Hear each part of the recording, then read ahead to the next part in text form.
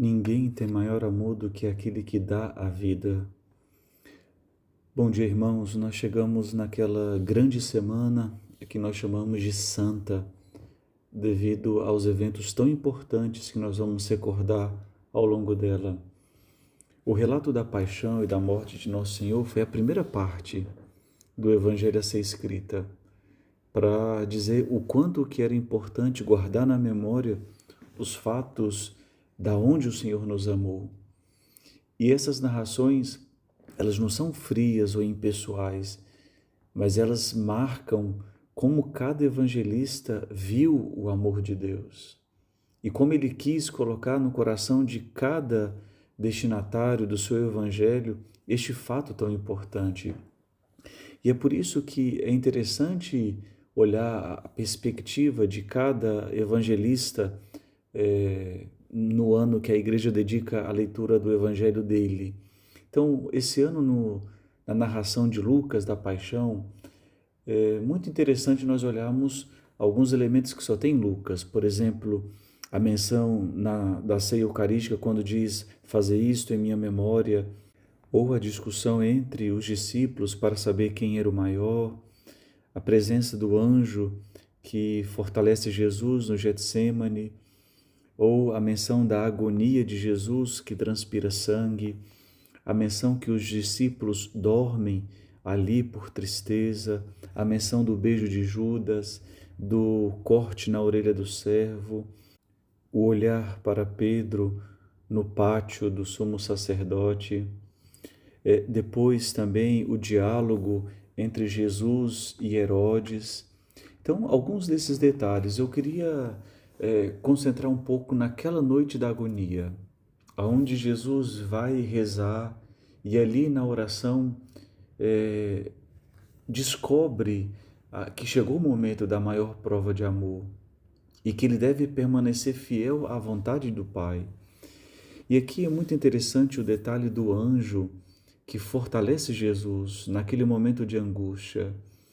É claro, às vezes nós temos uma figura muito plástica do anjo, mas na Escritura o anjo significa aquela revelação interior, aquela luz que Deus coloca no coração do homem.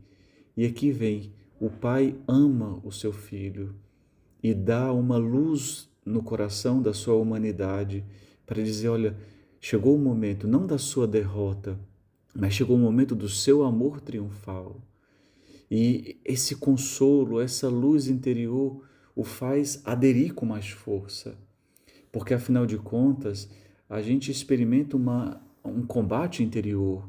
Diz o texto de Lucas, Jesus em agonia rezava com maior intensidade.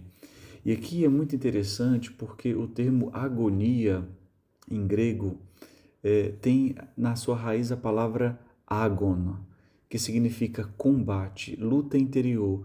Essa é uma palavra utilizada numa disputa atlética. É como se dentro do coração humano de Jesus tivesse uma batalha, uma competição. E aí, quem vence? E todos nós temos esse combate dentro de nós. Ou seja, eu dou mais a vida, eu amo mais ou amo menos? Eu faço tudo pelo Senhor ou começo também a fazer um pouco por mim? E é nesse combate interior que Deus nos manda um anjo para nos consolar. E enquanto Jesus está rezando, diz o texto, os discípulos dormem. Mas aqui Lucas ameniza esse fato de quase indiferença dos discípulos, coloca por causa da tristeza. É como se eles já presumissem aquilo que vai acontecer. Eles viram que um discípulo traiu, Pedro se sentiu desconfiado quando Jesus diz, você me negará. Mas Lucas é aquele que compreende a fragilidade dos primeiros discípulos, e ele não era do primeiro grupo, mas ele compreende aquela fragilidade. Enquanto os outros evangelistas dizem, e todos fugiram, Lucas vai colocar, não, todos assistiam de longe. Enquanto os outros evangelistas diziam a correção de Jesus a Pedro, tu não pudestes me velar nem uma hora. Lucas não é que justifica o erro, mas compreende a fragilidade. E aqui está, nós precisamos compreender o erro dos outros, porque o Senhor compreendeu os nossos erros. O Senhor não nos humilhou nas nossas quedas. O Senhor não nos condenou nas nossas quedas. Lucas realmente oferece um rosto misericordioso de Deus e um rosto misericordioso que a igreja deve ter. Depois tem o beijo e a cura do servo. Jesus ele foi traído com um gesto de afeto. E aquele que faz um gesto de crueldade, Jesus derrama o seu amor sobre aquele servo. Jesus ele cura o inimigo ferido. Aqui é um testemunho supremo do amor, um amor que não revida, um amor que não se impõe com a espada, mas um amor que se entrega e faz o bem até o fim. Os discípulos perguntaram, Senhor, devemos atacar com espada? Mas no texto original não é tanto assim, não é uma pergunta, é dizer, Senhor, agora vamos usar a espada. Mas nosso Senhor não ganha com a espada. Jesus triunfa no amor. Jesus conserta o mal feito.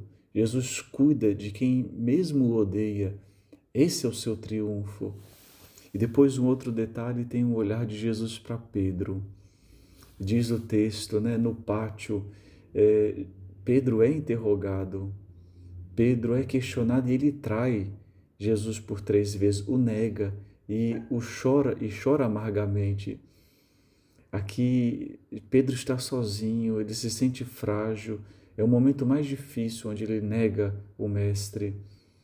Diz o evangelista Marcos, que é um pouco mais duro, que diz que Pedro chegou até a amaldiçoar nosso Senhor. Mas Lucas, ele apresenta um detalhe muito humano. Jesus olha para Pedro.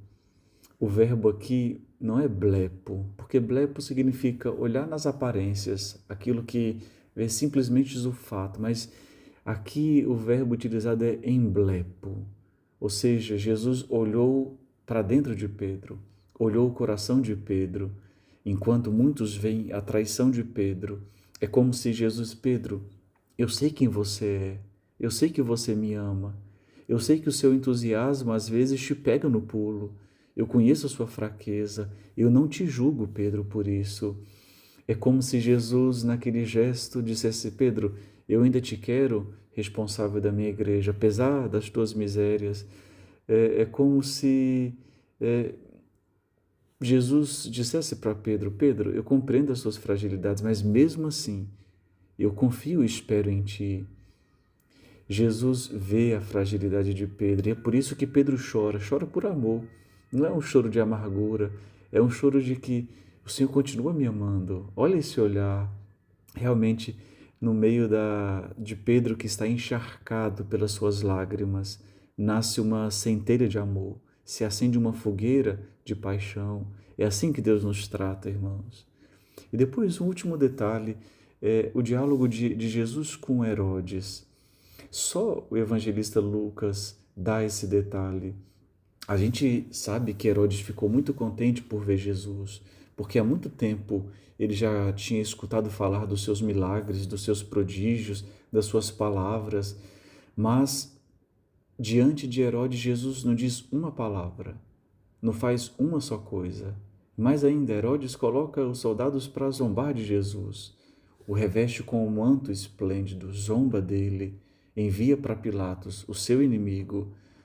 E aqui está, irmãos, Herodes, aquela raposa, como Jesus chamou certa vez no Evangelho, aquele que é um homem sem firmeza, sem verdade. Jesus, ele não vai se mostrar como um mago, como um vidente. Nós sabíamos que Herodes queria se aproveitar de Jesus, porque pensava, imagine, se esse faz milagres, pode ser que ele seja útil para mim. Se ele tem uma habilidade na palavra, pode ser que ele vença uma guerra para mim, vai me dar sucesso. Mas Herodes tem uma decepção. Herodes não vê o triunfo de Deus, porque Herodes queria um triunfo humano. E Herodes, ele diz o texto, que ele começou a chacotar de Jesus. O verbo grego aqui é exoteneo, que significa aniquilar. Herodes colocou Jesus como um nada, colocou Jesus por chão. E aqui está, realmente a cruz é um desprezo do mundo. A cruz rompe com os critérios do mundo, porque Jesus não é um show de mágica. Isso não é o cristianismo, isso não é o nosso Deus, não é uma promessa de milagres. Realmente aquele ato no Calvário, ali é uma palavra que se realiza, uma palavra que é fiel a si mesma, uma palavra que nos levanta, uma palavra que muda o nosso modo de pensar. Aqui está, no alto da cruz, a palavra se cala e ali transforma o nosso coração. Ali cria uma nova humanidade. Irmãos, nessa grande semana que nós estamos entrando, olhemos para esses personagens, olhemos para o modo como Cristo nos conduz até o Calvário, porque se Ele está nos levando para o Calvário, não é para a nossa destruição, mas é para a nossa salvação. Meus irmãos, tenham todos uma boa e santa semana e que nosso Senhor nos leve até o triunfo daquele aleluia pascal. Deus vos abençoe, em nome do Pai, do Filho e do Espírito Santo. Amém.